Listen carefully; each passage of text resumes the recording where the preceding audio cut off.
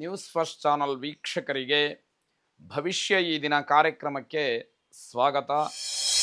ಮೇಷರಾಶಿಯವರಿಗೆ ಇವತ್ತು ಬಹಳ ವಿಶೇಷವಾಗಿ ಗ್ರಹಗತಿಯ ದೃಷ್ಟಿಯಿಂದ ಹೇಳುವಂತಹದ್ದು, ನಿಮಗೆ ಏನಾದರೂ ಸರ್ಪ ಸಂಬಂಧಿಯಾದಂತಹ ಸಮಸ್ಯೆಗಳಿದ್ದರೆ ಅದನ್ನು ಅಗತ್ಯವಾಗಿ ನೀವು ಪರಿಹಾರ ಮಾಡಿಕೊಳ್ಬೇಕಾದಂತಹ ದಿವಸವಾಗುತ್ತೆ.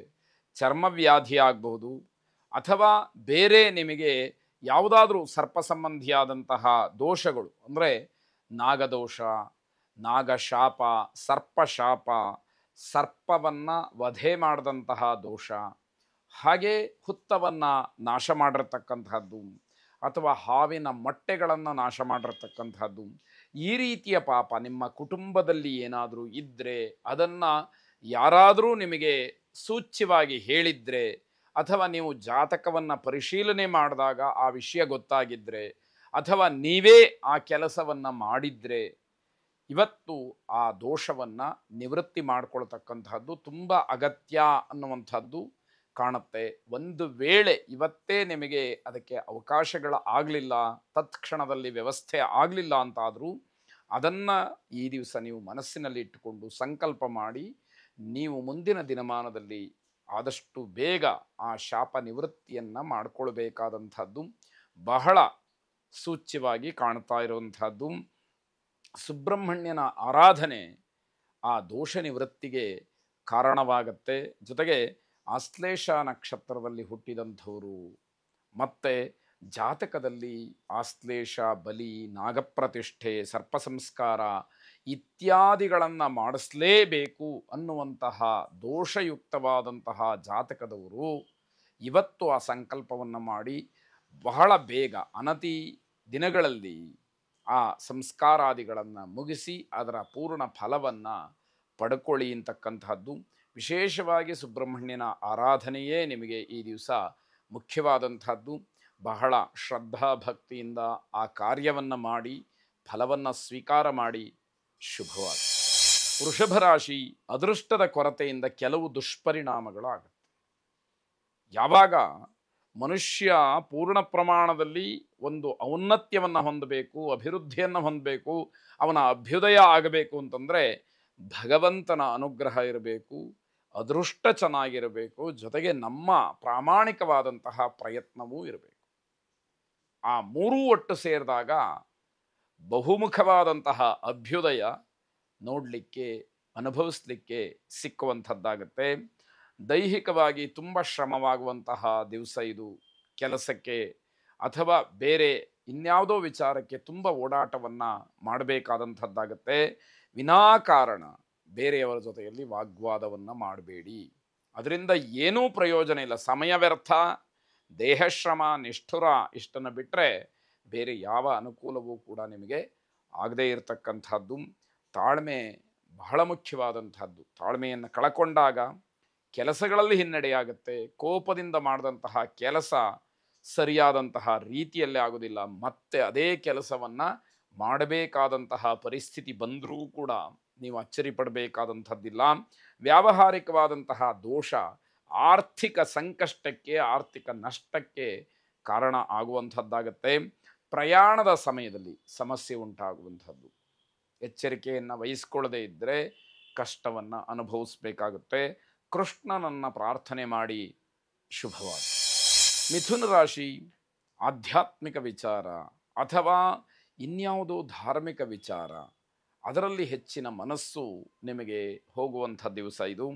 ಕುಟುಂಬ ಸದಸ್ಯರು, ಬಂಧುಗಳ ಜೊತೆಯಲ್ಲಿ ಹಲವಾರು ವಿಚಾರಗಳನ್ನು ಚರ್ಚೆ ಮಾಡ್ತೀರಿ. ವಿಶೇಷವಾಗಿ ನೀವು ಒಂದಷ್ಟು ಮಾಹಿತಿಯನ್ನು ಸಂಗ್ರಹ ಮಾಡಬೇಕು ಅಂತಕ್ಕಂತಹ ಉದ್ದೇಶ ಇರಬಹುದು, ಅಥವಾ ಗೊತ್ತಿಲ್ಲದೇ ಇರತಕ್ಕಂತಹ ವಿಚಾರಗಳನ್ನು ತಿಳಿಬೇಕು ಅನ್ನುವಂಥದ್ದಿರಬಹುದು. ಕಾರ್ಯಕ್ಷೇತ್ರದಲ್ಲಿ ಉನ್ನತವಾದಂತಹ ಸ್ಥಾನವನ್ನು ಪಡೀಲಿಕ್ಕೆ ಅವಕಾಶಗಳಾಗತ್ತೆ. ವೈವಾಹಿಕ ಜೀವನದಲ್ಲಿ ಸಾಂಸಾರಿಕವಾಗಿ ಹೊಂದಾಣಿಕೆಯ ಕೊರತೆ ಇರುತ್ತೆ. ಅದು ದೊಡ್ಡದಾದಂತಹ ಬಿರುಗಾಳಿ ಬೀಸಲಿಕ್ಕೆ ಪ್ರಾರಂಭ ಮಾಡಿಬಿಡುತ್ತೆ. ಹಾಗಾಗಿ ಸಾಂಸಾರಿಕವಾಗಿ ತುಂಬ ಹೊಂದಾಣಿಕೆ ಬೇಕು ಅನ್ನುವಂಥದ್ದನ್ನು ಗಮನಿಸ್ಕೊಳ್ಳಿ. ಮಾತು ಮಾಧುರ್ಯವಾಗಿದ್ದರೆ, ಮಾತು ಮೃದುವಾಗಿದ್ದರೆ ಬೇರೆಯವರನ್ನು ಆಕರ್ಷಿಸಬಹುದು, ಬೇರೆಯವರು ನಿಮ್ಮತ್ತ ಬರ್ತಾರೆ ಅನ್ನುವಂಥದ್ದು ಮುಖ್ಯವಾಗುತ್ತೆ. ಜನ ನಿಮ್ಮ ಜೊತೆಯಲ್ಲಿ ಇರಬೇಕು, ನಿಮ್ಮ ಹಿಂಬಾಲಕರಾಗಿರಬೇಕು, ನಿಮ್ಮ ಹತ್ರ ಜನ ಬಂದು ವ್ಯವಹರಿಸಬೇಕು ಅನ್ನೋದಾದರೆ ಮಾತು ಬಹಳ ಶುದ್ಧವಾಗಿರಬೇಕು, ಪ್ರಾಮಾಣಿಕವಾಗಿರಬೇಕು, ಸತ್ಯದ ಮಾತುಗಳನ್ನು ಆಡಬೇಕು, ಜನರ ನಂಬಿಕೆಯನ್ನು ಅದರಿಂದ ಗಿಟ್ಟಿಸ್ಕೊಳ್ಬೇಕು. ಆಗ ಮಾತ್ರ ಜನ ನಿಮ್ಮ ಜೊತೆಯಲ್ಲಿ ಇರ್ತಾರೆ. ಆಸಕ್ತಿ, ಉತ್ಸಾಹ ಇವೆರಡೂ ಕೂಡ ಹೆಚ್ಚಾಗಿ ದಾಂಪತ್ಯದಲ್ಲಿ ಬೇಸರವನ್ನು ಮಾಡ್ಕೊಳ್ತೀರಿ. ಯಾವುದೋ ಹೊರಗಿನ ವ್ಯವಹಾರದಲ್ಲಿ ಆಸಕ್ತಿ ಹೆಚ್ಚಾಗತ್ತೆ, ಹೊರಗಿನ ವ್ಯವಹಾರದಲ್ಲಿ ಉತ್ಸಾಹ ಹೆಚ್ಚಾಗತ್ತೆ, ಮನೆ ಕಡೆ ಗಮನ ಕಡಿಮೆ ಆಗುತ್ತೆ, ದಾಂಪತ್ಯದಲ್ಲಿ ಸಾಮರಸ್ಯ ಇಲ್ಲದೆ ಇರತಕ್ಕಂಥದ್ದು. ಮನೆಯಲ್ಲಿ ನಿಷ್ಠುರಕ್ಕೆ, ಬೇಸರಕ್ಕೆ ಕಾರಣರಾಗ್ತೀರಿ. ಬಾಯಿ ಬಿಟ್ಟು ಅದನ್ನು ಹೇಳುವಂತಹ ಸಮಯ ಮನೆಯಲ್ಲಿ ಬರುತ್ತೆ. ಧ್ಯಾನಕ್ಕೆ ಶರಣು ಹೋಗಬೇಕು. ಆಗ ಚಿತ್ತಶುದ್ಧಿಯಾದರೆ, ಮನಸ್ಸು ಶುದ್ಧಿಯಾದರೆ ಸರಿತಪ್ಪುಗಳ ವಿವೇಚನೆ ಗೊತ್ತಾಗ್ತಾ ಹೋಗುವಂಥದ್ದು ಶುಭವಾಗಿದೆ. ಕರ್ಕಾಟಕ ರಾಶಿ ಮನೆಯಲ್ಲಿ ಪ್ರತಿಯೊಬ್ಬರಲ್ಲೂ ಕೂಡ ಈ ದಿವಸ ಏನೋ ಒಂದು ರೀತಿಯ ಉತ್ಸಾಹ, ಯಾವ ಕೆಲಸವನ್ನು ಬೇಕಾದರೂ ಇವತ್ತು ಮಾಡಿ ಮುಗಿಸಿಬಿಡೋಣ ಅನ್ನುವಷ್ಟರ ಮಟ್ಟಿಗೆ ಮನೆಯಲ್ಲಿ ಎಲ್ಲರೂ ಕೂಡ ಚುರುಕುತನದಿಂದ, ಚಟುವಟಿಕೆಯಿಂದ ಇರತಕ್ಕಂಥದ್ದಾಗತ್ತೆ. ಉದ್ಯಮಿಗಳು ಮಾತ್ರ ದೊಡ್ಡ ಪ್ರಮಾಣದಲ್ಲಿ ಹೂಡಿಕೆಯನ್ನು ಮಾಡೋದು ಬೇಡ ಅಂತ ಹೇಳಿ ಸೂಚನೆ. ದೊಡ್ಡ ಪ್ರಮಾಣದಲ್ಲಿ ಹೂಡಿಕೆ ಮಾಡಿದಾಗ ಅಷ್ಟೇ ಪ್ರಮಾಣದ ನಷ್ಟವನ್ನು ಅನುಭವಿಸಬೇಕಾದಂಥದ್ದಾಗತ್ತೆ. ವ್ಯವಹಾರಕ್ಕೆ ಸಂಬಂಧಪಟ್ಟ ಹಾಗೆ ಒಂದಷ್ಟು ಮಾತುಕತೆಗಳು ನಡೀಬಹುದು, ಯಾವುದೋ ಒಪ್ಪಂದಗಳಾಗೋದಕ್ಕೆ ಮುನ್ಸೂಚನೆಯಾಗಿ ಮಾತುಕತೆಗಳು ನಡೀಬಹುದು. ಇವೆಲ್ಲವೂ ಕೂಡ ಶುಭವನ್ನು ಸೂಚಿಸ್ತಕ್ಕಂಥದ್ದಿದೆ. ಶಿಸ್ತುಬದ್ಧವಾದಂತಹ ನಡವಳಿಕೆಯಿಂದ ಜಯ ಇದೆ. ನಿಮ್ಮ ಶಿಸ್ತು ಬೇರೆಯವರಿಗೆ ಮಾದರಿ. ಅದೇ ರೀತಿ ಶಿಸ್ತನ್ನು ಮುಂದುವರಿಸಿಕೊಂಡು ಹೋಗ್ತಕ್ಕಂಥದ್ದು ಒಳ್ಳೆಯದು. ಬೇರೆಯವರು ಹೊಟ್ಟೆ ಕಿಚ್ಚಿಗಾದರೂ ಕೂಡ ನಿಮ್ಮನ್ನು ಹೊಗಳಬೇಕು, ನಿಮ್ಮ ಶಿಸ್ತನ್ನು ನೋಡಿ.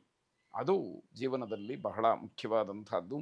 ಸ್ನೇಹಿತರ ಬೆಂಬಲ ನಿಮಗೆ ಸಿಕ್ಕತ್ತೆ, ಅವರ ಸಲಹೆಗಳು ನಿಮಗೆ ಸಿಕ್ಕತ್ತೆ. ಆದರೆ ತೀರ್ಮಾನ ಮಾತ್ರ ನಿಮ್ಮದಾಗಿರಲಿ. ಯಾವುದೇ ವಿಷಯ ಇರಲಿ, ಯಾವುದೇ ವ್ಯವಹಾರ ಇರಲಿ, ಸರಿಯಾಗಿ ಆಲೋಚನೆ ಮಾಡಿ ನಿರ್ಧಾರವನ್ನು ಕೈಗೊಳ್ಳಿ ಅಂತಕ್ಕಂಥದ್ದು. ವೆಚ್ಚಗಳನ್ನು ನಿಯಂತ್ರಣ ಮಾಡೋದಕ್ಕೆ ಬೇರೆ ಬೇರೆ ಕೆಲಸಗಳನ್ನು ಮಾಡಬೇಕಾಗತ್ತೆ. ನಿಮ್ಮ ಆದಾಯದ ಕೊರತೆ ಎದ್ದು ಕಾಣುತ್ತೆ.